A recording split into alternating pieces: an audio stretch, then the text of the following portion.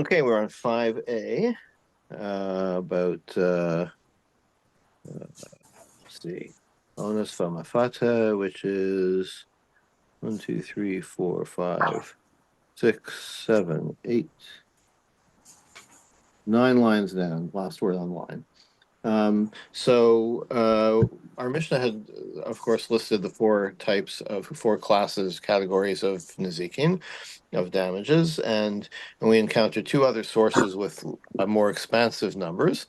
Rav Oshaya had a list of, what was it, 9, and Rav Chia had a larger list of, was it 13?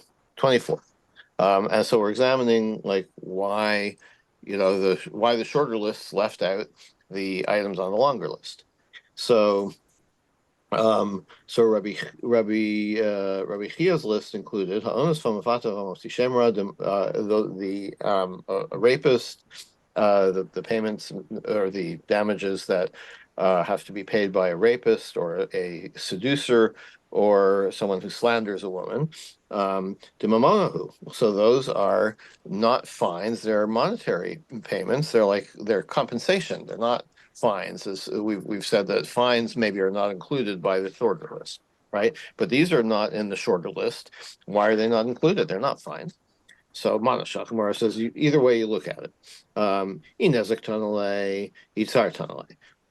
Whether you look at it as nezek damages or as compensation for pain. Yitzhar Tanale, so Inezek Tanale. If it's nezek, then it's not adding anything, right? It's the same as damages of other kinds of damages. What's the difference if it's a onus or some other physical damage? Itzar tanale, and if it's referring to pain, he's already included that as well because that's one of the things that Rav Shaya listed.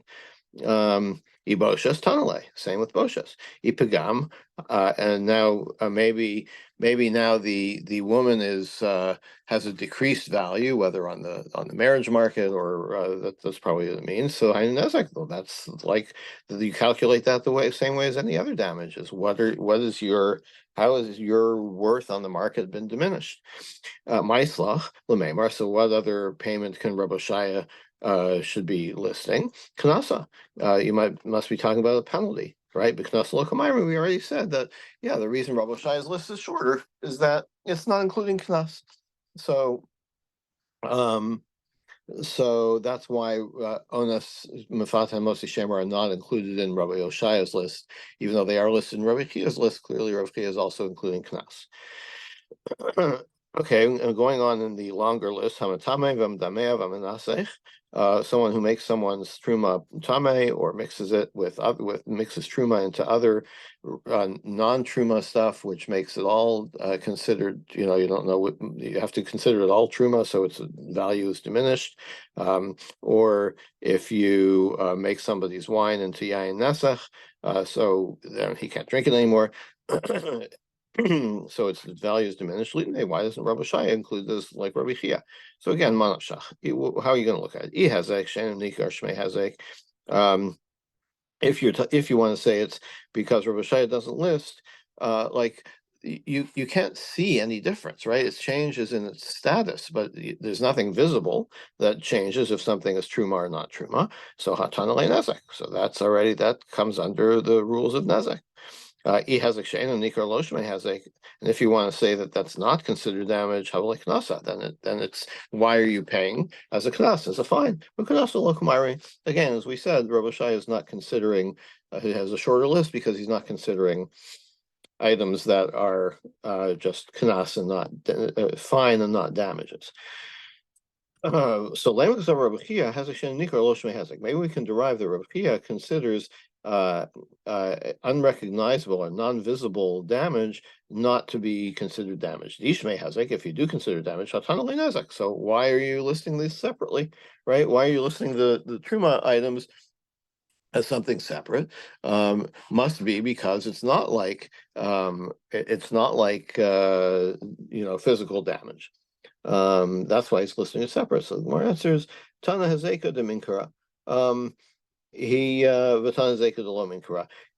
yeah, he considers it damage, but he still splits it into two categories. The fact that he splits it into two categories, you can't deduce what his opinion is about visible damage. Bishlomo Latana Didan. So our Tana in the Mishnah who said there are four categories, Tana Minyana Lamute Rabbi Yoshaya.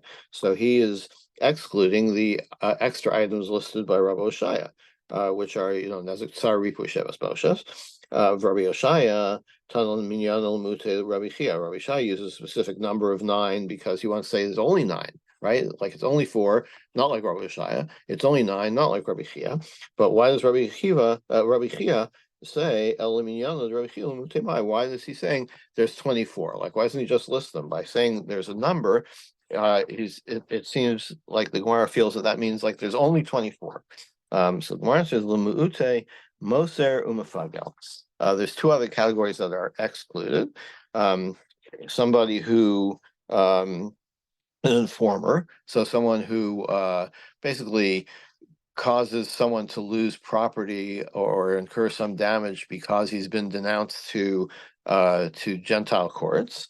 So that's called a moser. And mifagel, someone who a kohen who with the korban, it's got a specific time and place that it has to be sacrificed. And if you do any of the avoda with the intention of doing it, usually lump these together, outside of its to eat it beyond its time, or to do one of the avodas outside of the temple, outside of the proper place, then that makes it pigul, and then it's not valid as a sacrifice. So that's a damage. So why doesn't he include them? Okay, you could say with pigul, maybe he's only not talking about damages regarding kachim, right? So like there's 24 if you don't count those. But what about the informer, right? Isn't that a damage? Shani Moser to Dibura. So Gemara says that's different because the reason he doesn't list it is that it's something that you do only with speech, right? That you're not taking any action other than making a statement to the court, right? That denounces your neighbor. And so indeed he would say that is a damage, but when he's saying there's 24, it's like I'm only talking about things that are through an action. The question is obvious. Mosi Shemra. What about you did list Mosi Shemra when a person smears or ruins the reputation of a woman? That's also the diburahu v'ktane, and he does teach it. So you can't say you're leaving out things that are only speech. He included something that's only speech. So the Gemara says dibura de isbe masahu. That's a dibur that also involves an action, because that's only relevant if this is a husband who, on the case of a husband who on the occasion of consummating his marriage discovers or claims that his wife was not a virgin. So there is an action involved in the story, right, which is the consummation of the marriage. So that's why he includes it and does not include Moser. But there's another case which is only dibura, which is only speech, which is, he says, edim zomim, edim who are subsequently falsified, and so that the damage that they tried to cause you is considered damage. And that's only through speech. They gave testimony, they didn't actually do anything, but katani, and you did include it. So again, why not include Moser? So our answer is Hasam Afagav delays Masa. Rahmana Karyamasa. Sure, that's true. They're only speaking. It's only through words, and they didn't do anything, but any action. But the Torah considers it an action. What's the punishment for Edim Zomim? Do to him what he planned to do to his brother. Okay, so to do, in other words, this kind of speech, the Torah classifies as action. So that's why Rabbi Shai includes it and not Rabbi Chia includes it and does not include Moser. Okay, now All right, so now let's look at it from this perspective. Our Mishnah says there are arba avos nezikin. There are four categories, and the fact that there's a category implies that there's a subcategory, which we call a tolada, right? Elul Rabbi Chia, Rabbi Shaya, but Rabbi Chia and Rabbi Shaya avos miklal dika tolados told us in Maininu. What are these subcategories of these other things that you mentioned? Amar Yavo kulan keavos l'shalim imetav. They're all considered. The reason it uses avos nezikin is because the damage is significant enough that we say you can collect from the best assets available. My tama, why is that?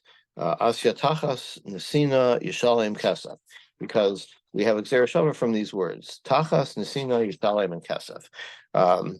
So what's the each of these um, each of these categories, which are called Avos and Zikin in the Brisa, have one of these words associated with it, and each of those words um, can be attached to um, to one of the others, to one of the main categories. Okay, Laria Shor Karya Mava. Going back to the Mishnah, new topic. Shor is not like Mava. My Kamma. What does that mean? Amar Zvi. Now, of course, we have many different views of the meaning of Shor and Mava, as we've already seen. Amar Zvi Mishmei Rava Hachikamar is what it means. Lichtav Rachman Achada v'Teisei Idach Mine. The whole construction is like, why are you saying they don't share all the and this is how we've explained it, of course. They don't share all of their attributes. So, like, why the Torah could have only told you about, let's say, three categories, and you would have derived the other one from it. But so that's why the Mishnah is saying you couldn't do that because of the differences in their attributes. The Torah could have written one, and you figure out the other. And so the Mishnah answers because they're not the same, because they have different attributes. Okay, that we've assumed from the beginning. Okay, next thing in the Mishnah was Lozav is Sheish ben Ruachayim. So we said, well, there's two of the avos that you could derive the others from, but you can't because these two are alive, and Aish, for example, is not, and Bor is not alive. My Kamma, what does it mean? Amar Misharshav Mishmei Barava, what it means. The Torah could have written two of the avos, and we would have figured out the other ones, because they have similar attributes. And then the Mishnah answers, it doesn't work because of the differences in their attributes.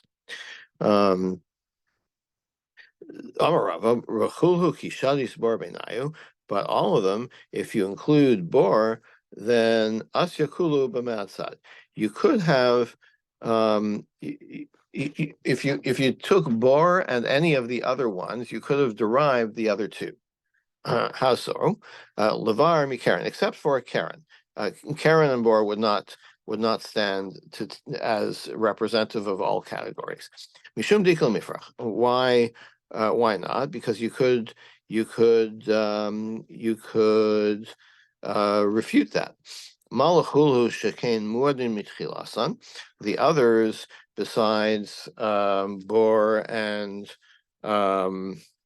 Shor, they are muad from the beginning. In other words, they are always, they're you can expect them to do damage, and therefore you have to pay full damages, except for Shor.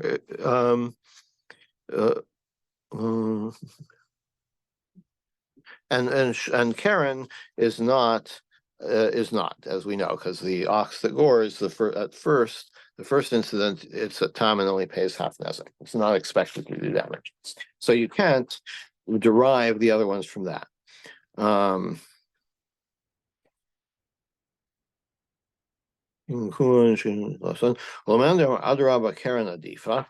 But there was a view that Karen is even more like a muad, more likely to do damage. Shekavanaso lahazik, because when the ox is goring, it's obviously that's what it's trying to do. It's trying to do damage, right? Afilu keren nami asya. So then you could use keren and bor to derive the other two because they have similar attributes to all of the categories. In that they're all muad and they're all within. You can expect them all to do damage. So why, indeed, if you could derive the four categories from two of the categories, why did the Torah bother to write out all four? Lihil chosein, because each one has their own detail, their own laws. And what are these laws? I mean, it's a little strange because then you could say, well, because of the difference in the law, you can't derive one from the other. But let's see what the Gemara says in terms of spelling out what are the different, how is each one different. Keren l'chalek bein tama l'muada. So Keren is listed specifically because there's a difference between tam and muad, between first-time damages and subsequent damages. Shein v'regel l'potram b'shus harabim. Shein and regel, that's the damages caused by an ox when it's eating or when it is it just brushes by something unintentionally. Excuse me. The specific detail about that is that in the public domain, you're not liable, okay? Because that's what people should expect. It's part of everyday life as people walk their oxen down the street, and you expect that oxen are going to graze and that oxen are going to brush by things. So the damagee has some responsibility also to protect himself against this everyday occurrence. Bor, why is bor be listed separately? Liftarbo esakele. To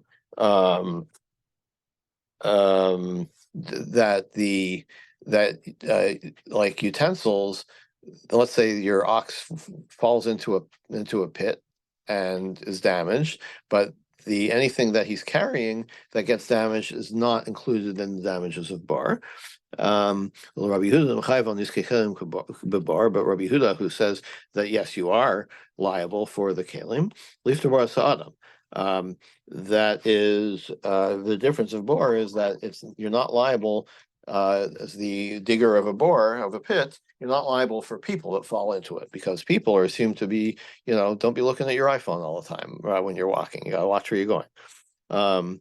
And Adam, what about the category if you think that Mava is Adam, is a person who damages, what's different about that? That you're responsible for not only Nezek, but Sar, Ripui, Sheves, and Boshes, the other categories of things that you have to compensate a person who you personally damage. And Aish, what is different about fire? Liftor Rasataman. There's a detail about damage done by fire that the Torah says specifically, if you burn down a field, then you're responsible for the produce in that field. But if there was something hidden in hidden in the corn, you're responsible for the corn, but not for something that was hidden there. What about Rabbi Yehuda who disagrees and says that no, you are indeed liable for that? Lasuye lichka nira v'sichsacha avanav.